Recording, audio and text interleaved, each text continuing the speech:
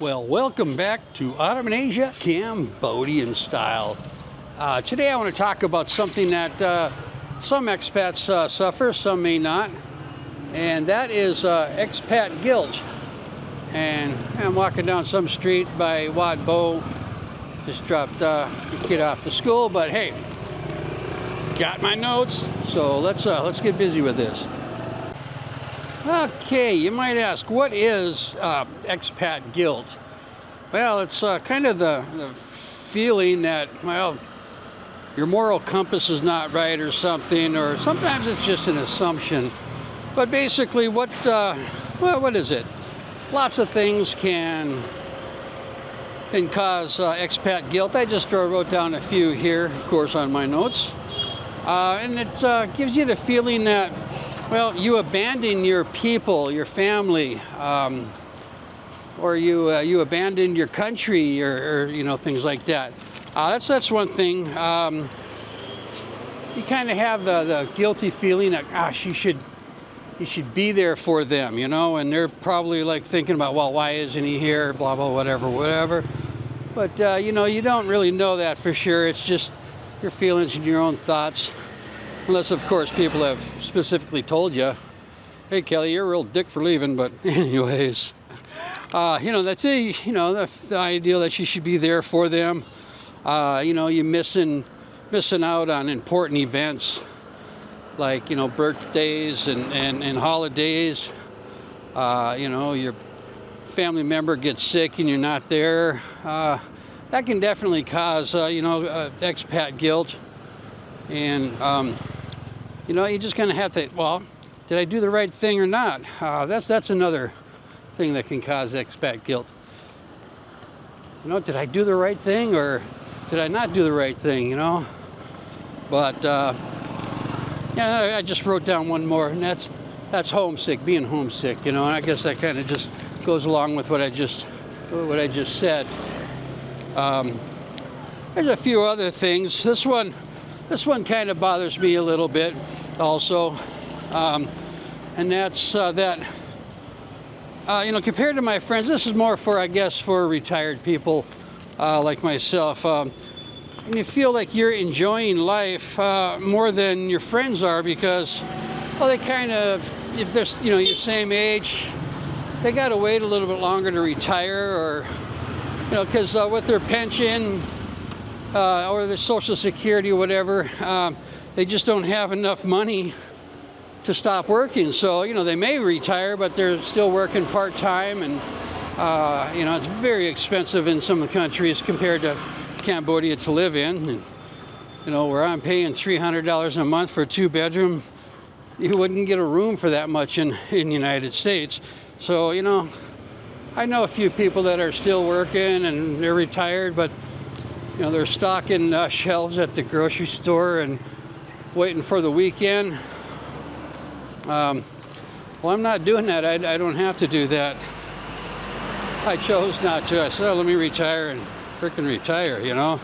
So I kind of feel bad that some of my friends, well, because they, for whatever reason, their own reasons, they don't want to move to a different country. They decide to stay home, and that's, you know, that's up to them, you know.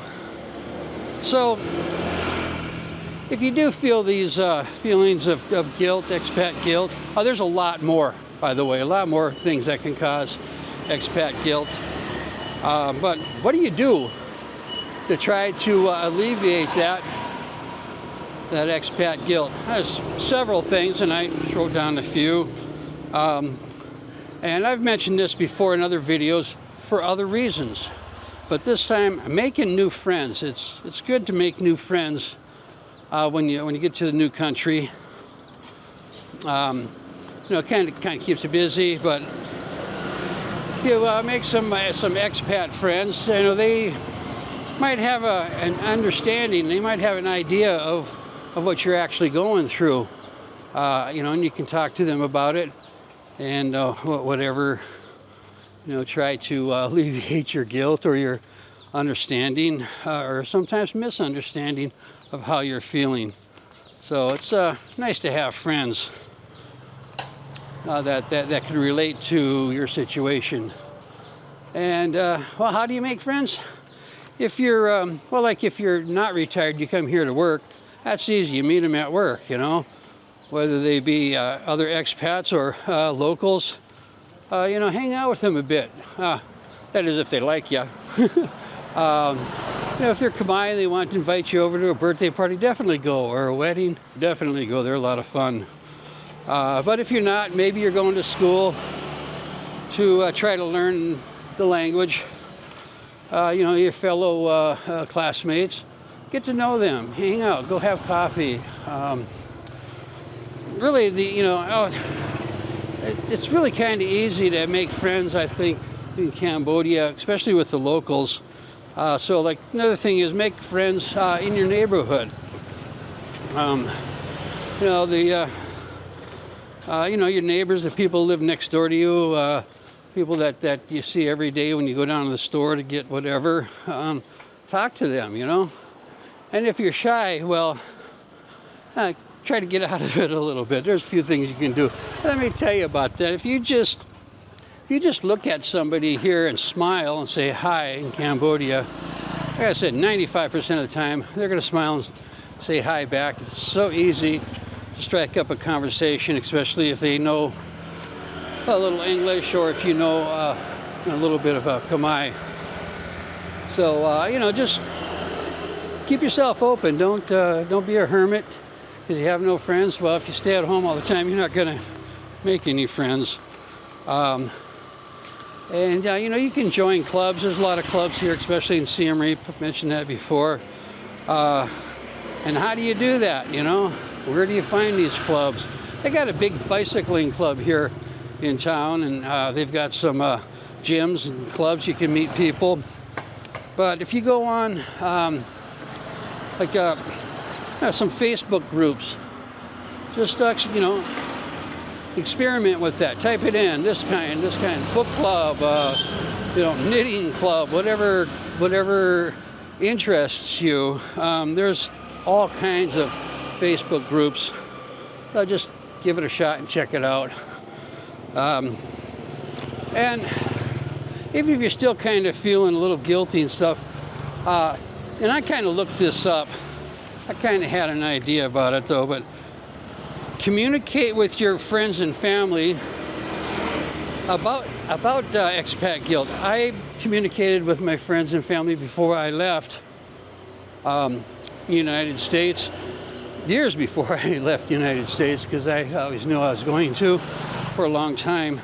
But talk to them about it, you know, explain to them, you know, your reasonings, your feelings, your emotions about wanting to do something totally different in your life and move into a different country.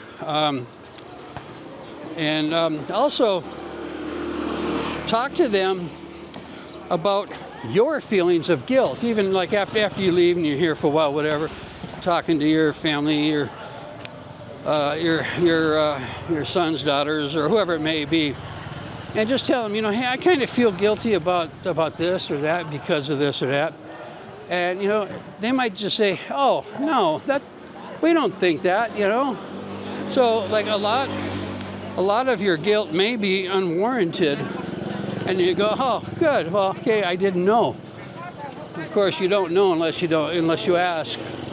But, so that's why it's important, communication, to talk to your friends and family. And I just want to reiterate from, like, joining clubs and stuff, stay active, keep your body active, keep your mind active, and that'll also help a lot also. One other thing that you can do, you can stay here and be my #1 fan. So, hey, I'll see you on the next one. Talk to you later. Bye.